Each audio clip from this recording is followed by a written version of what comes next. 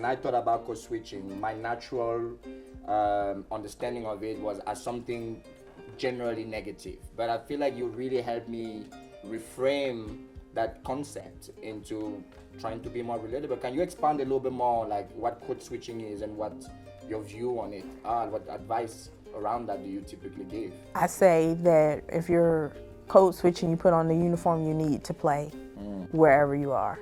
So if I'm going to be an actress and I come in a soccer uniform, that doesn't make sense. So I'm going to be uncomfortable as an actress wearing a soccer uniform. So be places where you feel safe, where you feel comfortable. If at any point your behavior makes you feel anxious, depressed, anxiety, where you feel like, oh, I don't want to go there, then separate yourself from the space. Don't feel like you ever have to be someone different just to fit in. It's not going to work out anyway. So you may think, all right, I have to do this to get this contract, but do you? Just know that your contract will come. You have to be true to yourself first, and then everything else falls into place.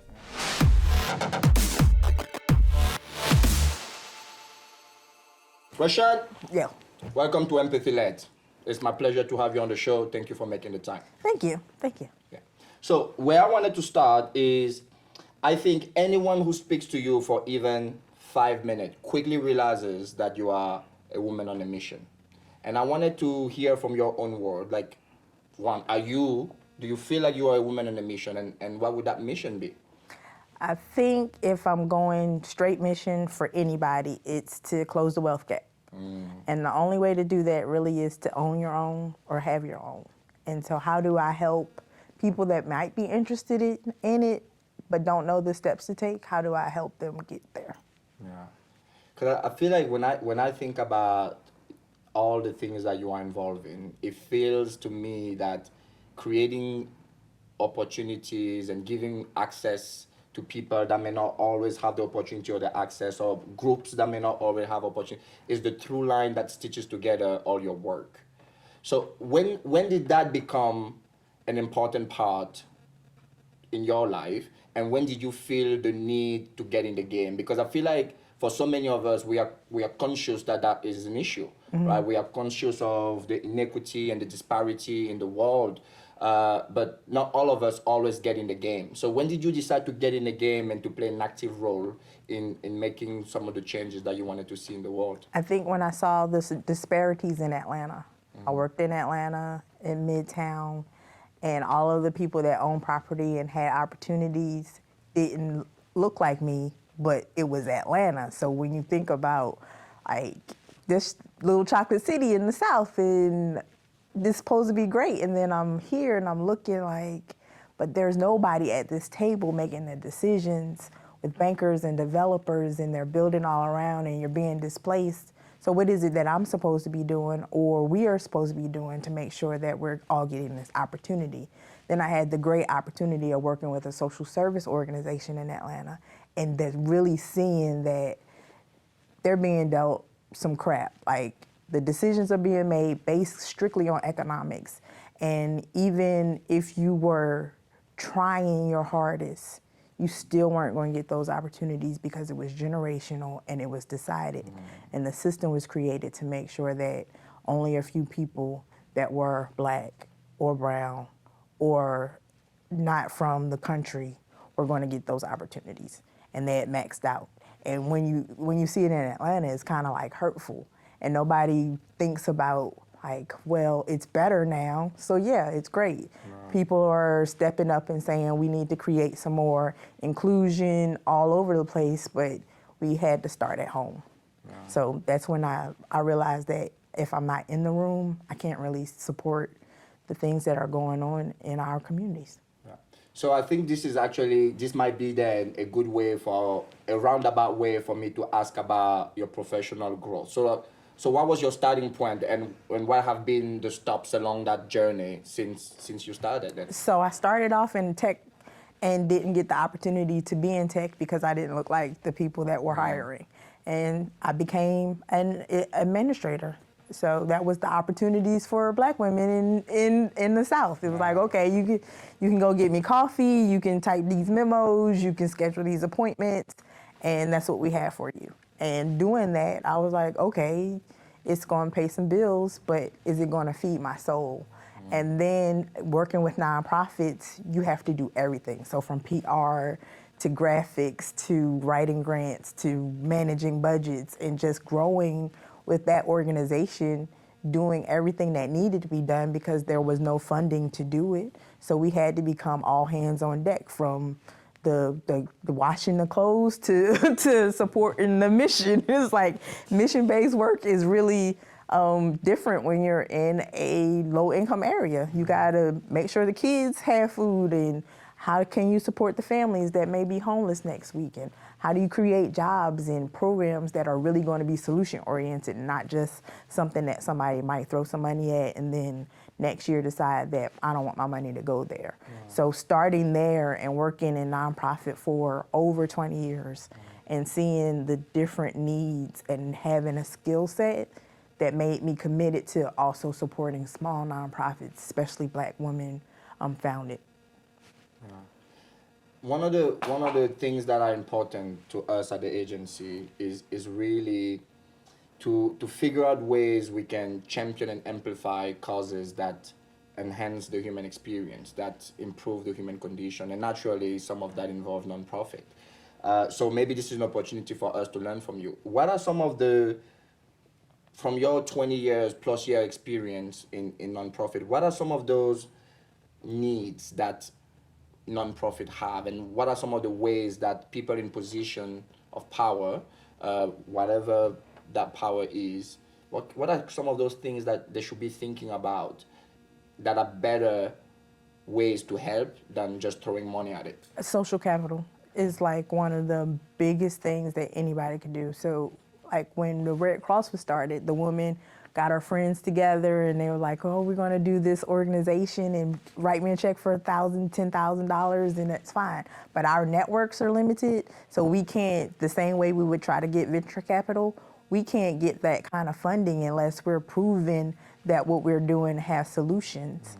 And we can't do that without money, and we can't do that without connections. So you introducing me to a bank owner or a bank president and telling them that my story, this is the nonprofit, this is what we're doing, and then getting the chance from the decision makers to say, okay, we're going to invest in you without all of the red tape. Okay, you got to apply here, you got to be in a nonprofit for 5 years, your budget needs to be over $500,000. Like, how do you start if you never get a chance to start? A lot of hand-holding and being okay with taking the help and giving it without judging the person that is running the nonprofit, who is basically working for free, especially if it's a Black woman. She's using her own income. She's never gotten an inheritance, but she's decided that she wants to solve a problem in our community, and in doing it with her own sweat equity.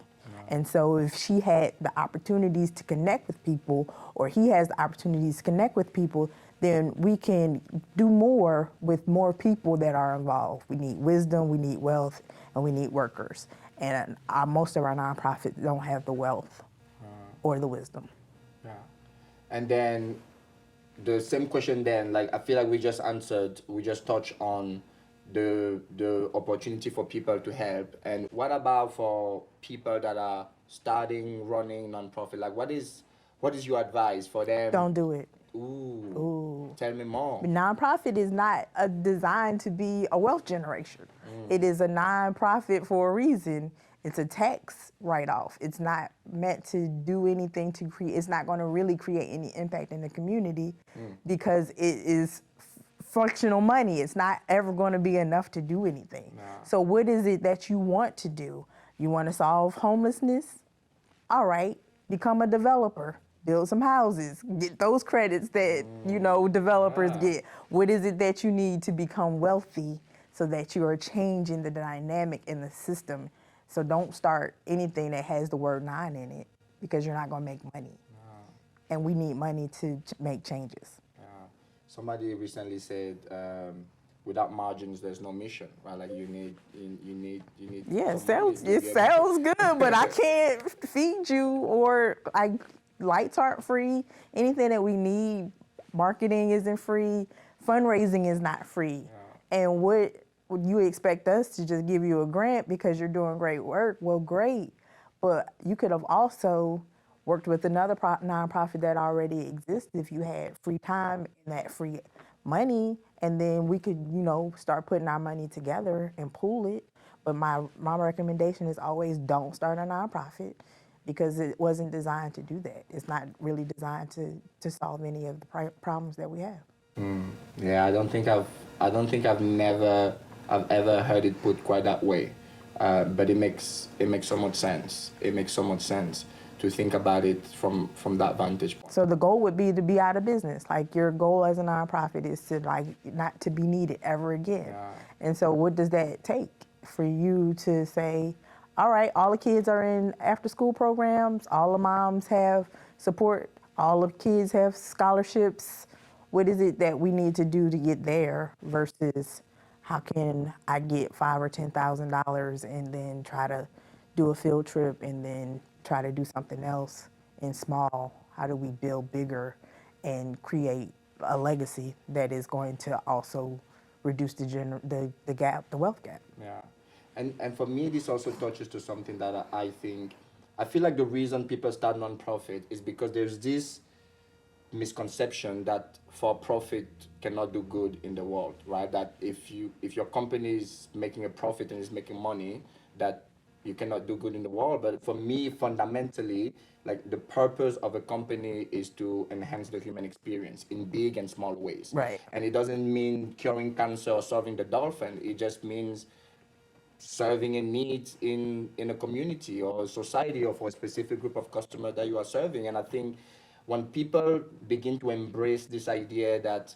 well, for-profit's purpose is to change people's lives, to improve people's lives, to help people make progress in their lives, I think maybe more people will reconsider the means through which they are trying to create the impact and make the progress that they are seeking, and maybe consider starting a for-profit that maybe has a little bit more, to your point, chances Right. of actually creating the impact that they're seeking. Yes, you're creating income, you're creating jobs, you're giving opportunities for growth. Starting a business is hard, but it can't be any harder than starting a nonprofit. No. And some of the biggest funders in our country come from wealthy people that started businesses, Lowe's, Kellogg, like the Annie G. Casey Foundation. If anything that you're wearing, they have a foundation because that was their write-off, and they only have to give 10% of what they earn in their foundation. It's not like they're doing some out-of-the-box thinking with it. And they're like, okay, we're going to focus on climate change this year. But they'll switch. If you go back, they didn't focus on climate change. They just swivel based on what is popular. Yeah.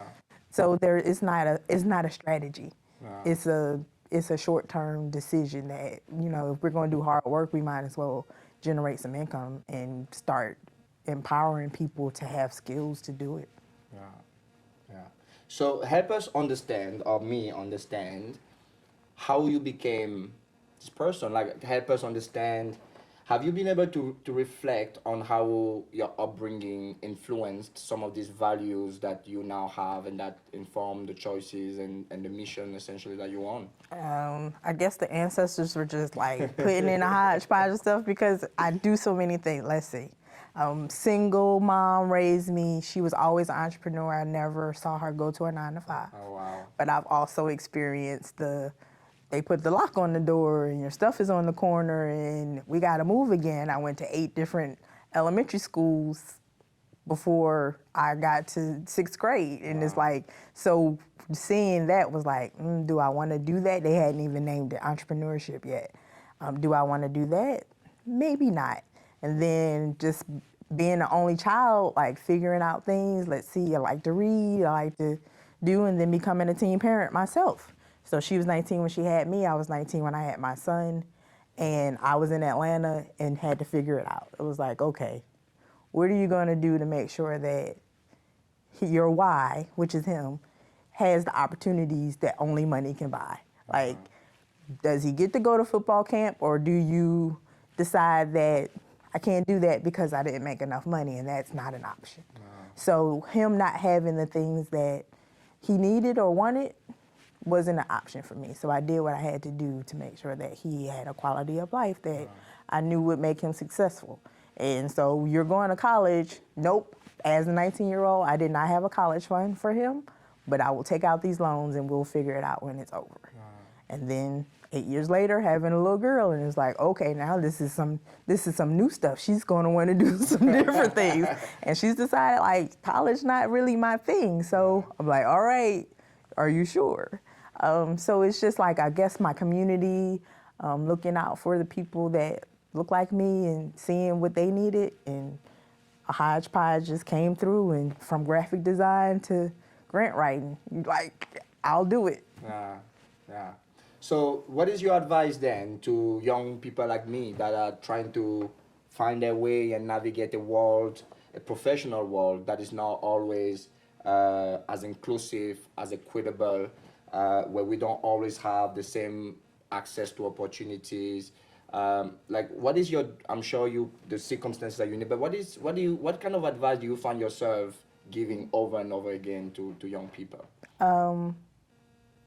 You make your own path and be okay with it. So even if your journey gets challenging, know it's for a reason. Don't ever give up, and decide, have a map though. So a lot of times somebody will talk to me like, I'm looking for a job. What do you want to do? I don't know, I'll do anything.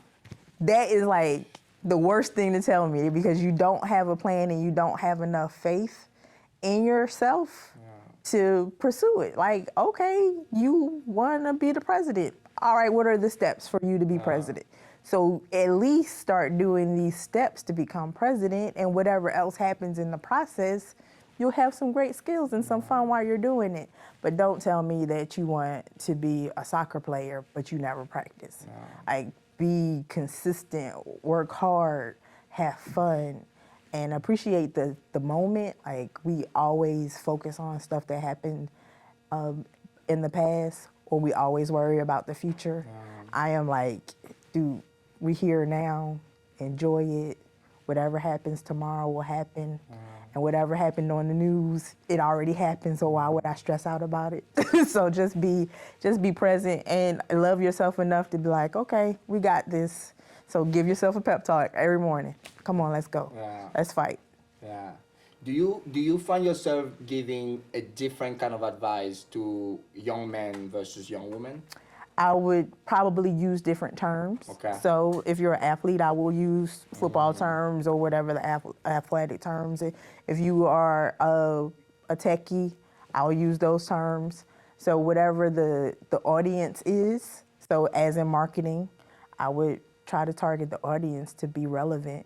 If you like to eat, I'm like, and you don't want no salt on your sugar, like, or if you like it like that. So whatever you like to do, I try to make the message where it was like, okay, that was relatable. So being relatable is the most important part. And my kids bring their friends over and they're like, okay, we're gonna listen. And sometimes it get cut. Like, I don't hold no bars. You gotta know some of this stuff, because one, your parents might not feel comfortable in telling you, and then I can't send you out in the world and feel like I did a good job as a mentor or an auntie, Charlotte's official auntie, without saying that I didn't tell you once. I want to touch on that idea of trying to be relatable, because it reminds me of a conversation that we recently had about code switching, right? This idea that, like, for me, when I thought about code switching, my natural understanding of it was as something generally negative. But I feel like you really helped me reframe that concept into trying to be more relatable. Can you expand a little bit more, like, what code switching is and what your view on it are? What advice around that do you typically give? I say that if you're code switching, you put on the uniform you need to play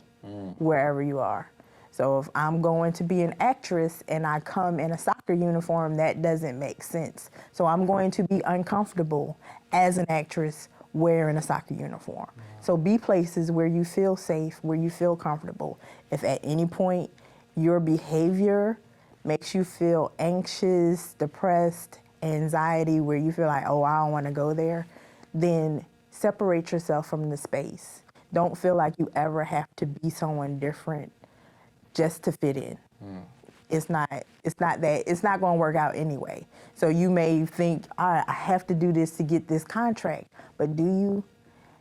Just know that your contract will come. You have to be true to yourself first, and then everything else falls into place. And I love that so much. And I think for me, that ties to that idea of empathy and self-awareness, right? For me, the starting point to empathy for me is self-awareness, because what I realized personally is that the more I spend time understanding myself, understanding my why, my strengths, my fears, my insecurities, the more I could see them and hear them in other people, even when those people didn't look like me, even when those people's experience didn't completely mirror mine, I could see that we all fundamentally had the same aspirations, the same longing. But also this ability to relate to other people, to, if you're an athlete, to, do your best to use the language that will resonate with an athlete, and on and on. I think it's a very important quality for somebody who wants to be a leader, for somebody who wants to be a strong communicator, because unless you can connect with your audience, it's really difficult to get your point across. It's really difficult to build a relationship and to affect change, at least in my mind. Yeah, as I've matured, I've noticed that it's not about me.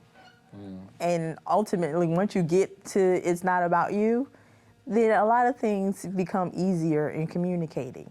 If you're having a bad day and you come and you're like really on edge, and I take it personally, even though I had nothing to do with your bad day, then now we're both frustrated instead of me just being like, I hope you have a better day.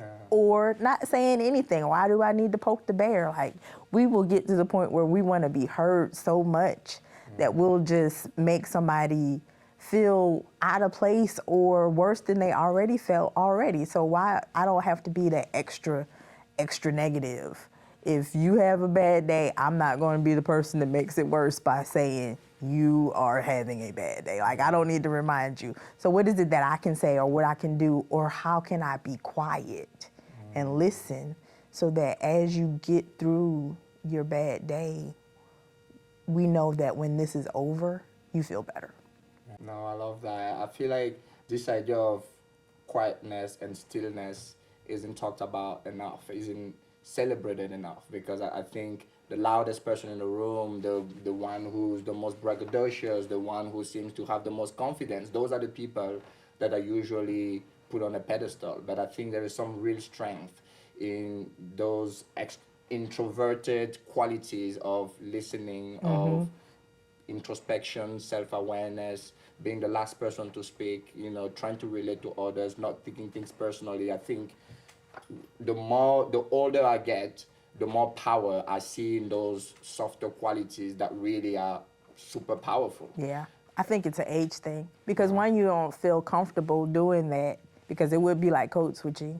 If you were younger doing it, people would be like, what's up with you, weird? Like, and nobody wants to be weird ever. So you just like, keep some of your stuff to yourself because you can't share everything. You're like, what kind of religious weirdo are you? Like, if you think about it, I try to tell somebody, you're gonna be like, okay, you're a Muslim, Buddhist, Christian / agnostic.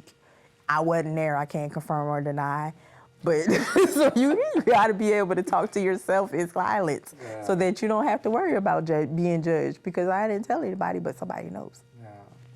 So I wanna put a spotlight on some of the multiple initiatives that you are a part of.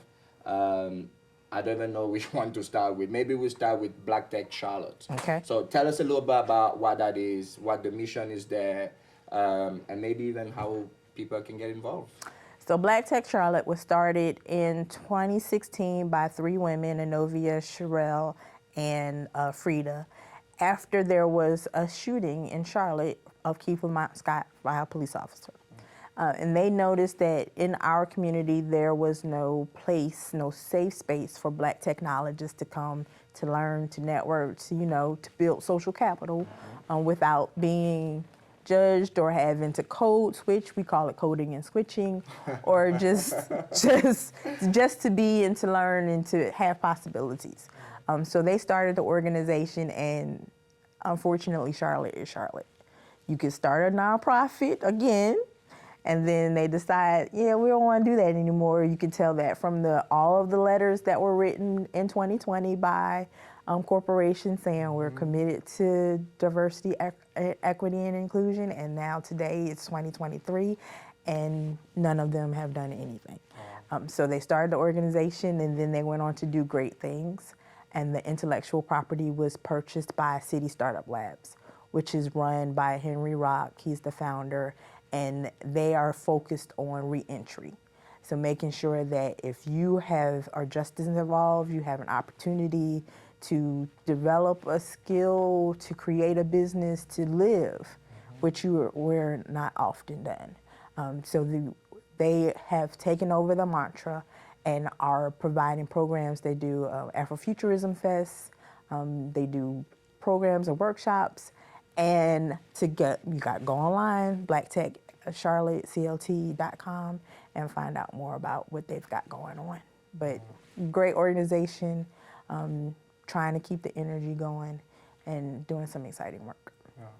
And then I know you also run a company called Your Girl Inc. Tell us a little about. So Your Girl Inc. is my way of giving expert help to small business and nonprofits that can't afford it. Okay. So if you hired someone with my level of skills, you would be broke, and I don't want that. But I want you to be able to have communications done, get some PR, develop a strategy to be successful, generate some leads, make those cold calls, find you some speaking engagements, like whatever you need, I'm your girl. And so we have a small team, family-run business. We do social media, content generation, strategizing, and working with small businesses to make sure that they're going to be successful. Yeah. So you mentioned earlier during one of your questions that there was some great momentum in 2020 around the world and the country. Companies that genuinely, or perhaps not genuinely, companies that claimed that they wanted to really take seriously once and for all the initiatives of moving conversations and programs around equity, diversity, and inclusion forward. And I know this, and you just mentioned that many of those initiatives never really got off the ground. Some never really went anywhere. So perhaps my question for you then is, if we put aside the people that never were really serious to begin with, and only consider the people that had a genuine interest but didn't really understand what was required to make it happen, like, what should those people, those companies be thinking about in order for them to truly have the impact that they hope they can make? Well, the first thing, if you look left, you look right, and everybody looks like you weren't really genuine ever in being diverse. Yeah. And so now they're making it seem like it was forced. Like, all right, I'm gonna get me a junior on my board so that I can get my diversity points. And it's not sincere, because do you know Junior? Like, did you talk to him? Are you doing it just for optics? And hiring one Black person isn't going to solve all your problems, especially when you think that one Black person is going to have the answers to all of, we're not a monolith. So understanding, having empathy, knowing different people, just stop trying to follow the narrative or the structure that was created, and just really authentically know different people. Like, oh, get you some Republican friends. It's okay. We might not agree on everything, but we can still have coffee. We can have a beer. I don't drink beer. Do you have Prosecco on tap? There are some commonalities, and stop feeling uncomfortable about meeting new people because your clubhouse friends are going to be like, well, was Junior coming? Okay, does Junior know how to play golf? You don't know if Junior knows how to play golf unless you ask him. He doesn't. To be clear, like, Junior right. doesn't. So if they're not in your social network, you're not going to really make an effort at the office because you're afraid to, one, offend your network of people that are used to you laughing at the jokes or already assuming that all of the work that has been done has been Obama-fied, and we're only doing what's necessary because hell, we had Obama as a president, so all of this is solved anyway. And it's not, because you're still not looking out broader than your circle. And we're the same way as Black people. We still don't want to go to your country club because we don't feel like you're going to welcome us. There's still places we don't feel comfortable eating. There are towns we won't go to after dark, and some of those towns have actually said, don't come here after dark. And it's 2023. So if we're not all intentional about making sure that that doesn't happen, like, I don't want to be concerned about where my son drives late, but I need the people that make the decisions to be really sincere or call you out and say, all right, we're going to just admit that we don't want you here. And I'm okay with that. Just don't try to fake me out and say you're hiring a DEI person just for the optics of it when you really think it's not a good idea, because you're not going to buy into it. So if you're not sincere about it, don't do it. The people that were sincere and couldn't figure it out should try again. So, like, don't just decide that, all right, that didn't work yesterday.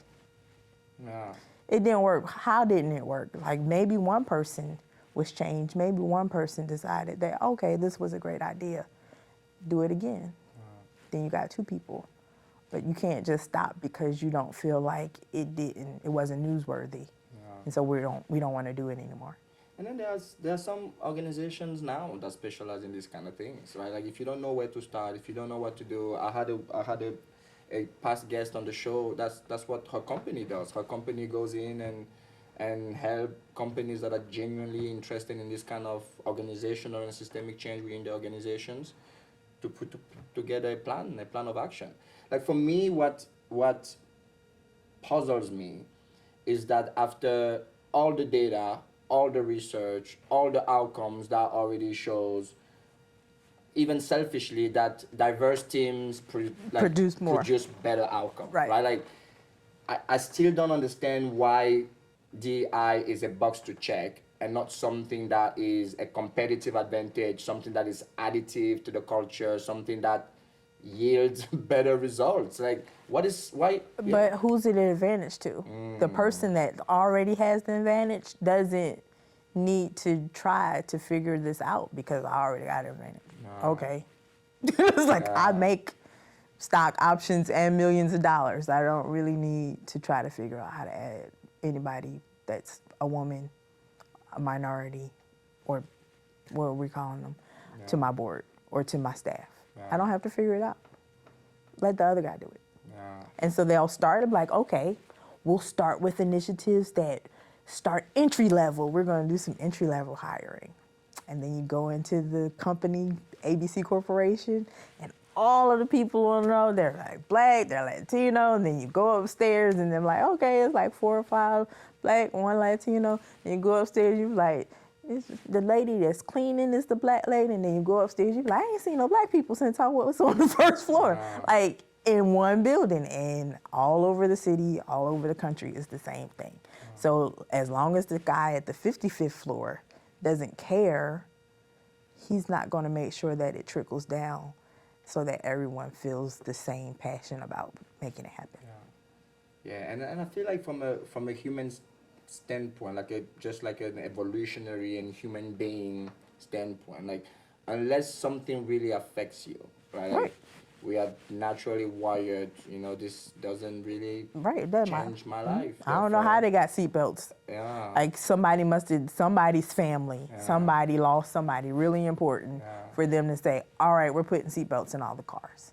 So until it happens to you, You don't care. You don't care if they put a stop sign or a traffic light until you're in the accident and, oh, now we got to change this.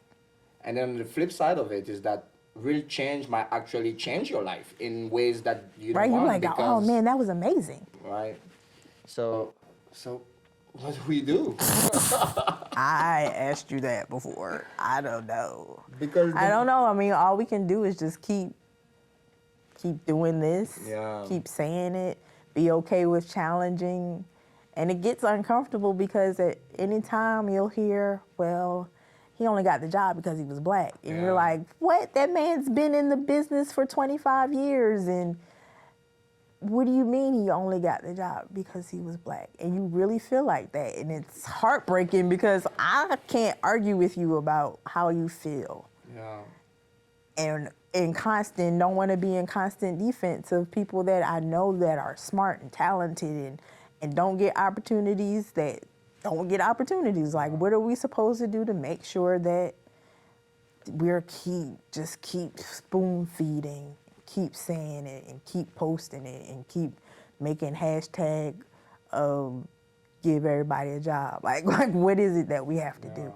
And then we did that one person that you did all of this and you gave your cousin the hookup and they came to the job and they decided this is not my place and they blow your name, you rep, and so you're in the one time you said, all right, I know somebody that could take this job, and then they don't. So we're in a tight position. Like, we should have a whole support network for people that have to try to navigate the space without creating space, but also creating a pipeline. Yeah. I mean, like, for me, one of the things that I really hope to do with this show is having these conversations, right? I think part of the issue is that we live very segregated lives that really just serve as echo chambers to reinforce the things that we already believe, right? The people that we surround ourselves with, the people within our neighborhoods, the people within our followers count, Right. all look like us. We all believe the same thing, right? That as human beings, we are wired to avoid discomfort, and unless there is a platform and a way for you to be exposed to more of this conversation, we naturally are not going to seek them out. They have to. We almost have to stumble upon those opportunities and those conversations and meet those people. And I think, hopefully, this is one of the things that this show accomplishes: is that it just exposes people to different viewpoints, different kinds of people from different backgrounds, from different life experiences. So that hopefully you hear something that reconfigures your map of reality. Although it's been said before, sometimes you're not ready to hear the message, and then a message finds you at the right time, in the right moment in your life, and you are finally ready to do something about it. Well, you're leading with love. We do appreciate that. Well, thank you. That's the only way to do it. Yeah. You're not bitter, so so welcome to America. It's a challenge. Yeah. I'm proud of you for trying. Well, thank you. And I got your back, but whew, you picked a road that's kind of thorny. Yeah. And how do you navigate that? Like, what keeps you going? Again, for me, I think it's not. For me, the big idea is empathy, and I think because the big idea is empathy, it doesn't feel as heavy as some of these conversations and these initiatives can be if I was to go at them head on, right? So for me, that's really what gets me going, is that yes, empathy is going to take me down this road where we really have to have these tough conversations around diversity, equality, inclusion, and all that. But another time is going to take me into something completely different, like the kind of empathy that an author has to deploy to write a fictional novel, right? And it's going to take me into the kind of empathy that a teacher needs to have to be the best educator that they can be. So I think perhaps it's the variety of topics and the variety of avenues that this work takes me in. It takes me in business, it takes me in leadership, it takes me, that allows me to keep going, because I don't think I will have the emotional stamina to carry on, because some of those conversations and some of those facts around access, equity, inclusion, some of the injustices is just super, super heavy. And I really commend the people who do this day in and day out and truly, truly carry the mantle and the burden of creating those pathways, because their work not only is super important, but is super taxing, Right. right? Mentally, emotionally, um, and we need them. Yes. We need them for sure. So, how can we get in touch with you? How can we find you? I'm on social media, all platforms, as Rashaan Peek, 2 A's, Rashaan. You would be surprised how many times I've been called he, which is weird because I think I'm like one of the first people with the name. It's like if we're going back in the history books. So Rashaan Peek at wherever. So LinkedIn is my preferred for this crowd. But I'm also on Instagram having some fun. I got a new puppy. He's 4 months old, but he's a Rottweiler, so he's huge. Yeah. And just being out. Invite me to coffee. I might pay. You might pay. Whatever. But we should all have some time, like, have some new people in our lives where we're like, oh, it was good to meet you. Yeah. We should make it a coffee day with just different people you never met before. Maybe this is the next iteration of this thing. So I want to That's coffee finish. day. Yes, I want to finish in that direction, in that positive outlook and hopeful outlook, of of all the progress, as slow as it is. What keeps you going? What are you most optimistic about? Hopeful. Yeah. Hopeful the next generation is super smart and they're figuring stuff out, and it's interesting what they have to play with, like the new toys, how they're working AI and figuring like how to build rockets and stuff. Like how does that work? So my next generation, my kids, my nieces, my great nieces, just seeing where they're gonna go with their lives keeps me going. Yeah. And also just loving on the elders, like my aunts and my mother-in-law and my mom, just like learning from them. Some of the people that are super quiet at work, where Cheryl Myers has been doing city planning for she would kill me if she knew this, but I know she's not gonna watch. Over 25 I'll send her years. this specific clip. Over 25 years, she was like, don't you tell anybody my business. And so just watching her, like, city planning is amazing. Yeah. And we don't do it often because they're so shy. Yeah. But they make this place work. Yeah. And so just watching the growth, knowing that I've come from one place and seen some new things and things change, and despite it all, I'm still winning. Yeah. Knowing that will keep going, Yeah. even when it seems tough. I keep pressing. Yeah.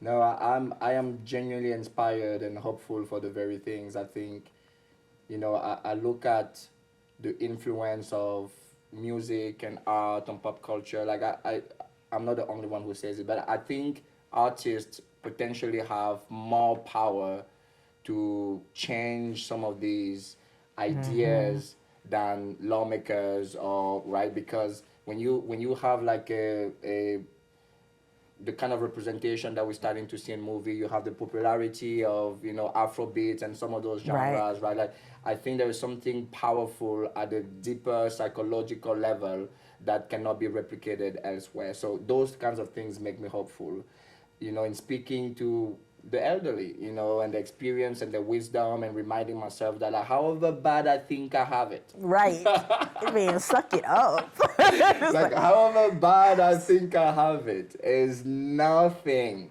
and I wouldn't be afforded a tenth, a hundredth of the opportunities I'm being afforded if it wasn't for the hard work, the sacrifice, the resiliency, the Right. grit. We're genuinely standing on the shoulders of giants, and that there's something very inspiring about that idea. So yeah, I like you. I'm sustained by that. I'm sustained by the natural kind of optimism that young people have. The natural kind of they grew up in a world where everybody's is more tolerant, more, Right. you know, so All right. yeah, that gets me going. That gets me really hopeful. And then we have people like you that are super inspiring. I wanted to really take this opportunity to thank you personally for the introductions, the doors you've pushed up. Actually, not pushed up, and the doors that you have, you know, just like. Right, I will tear that thing down, Yeah. and I'm bringing my girls with me. That's what I Yeah. always say. But it would be disrespectful to the ancestors if I didn't try. Yeah. So on behalf of myself and the hundreds like me that you've helped and continue to help and support and make introductions and lobby on behalf, I wanted to take this opportunity to thank you, and hopefully that too sustains you. Thank you. Thank you. It really does. I appreciate that. Well, thank I don't you. want to get teary, but I appreciate you.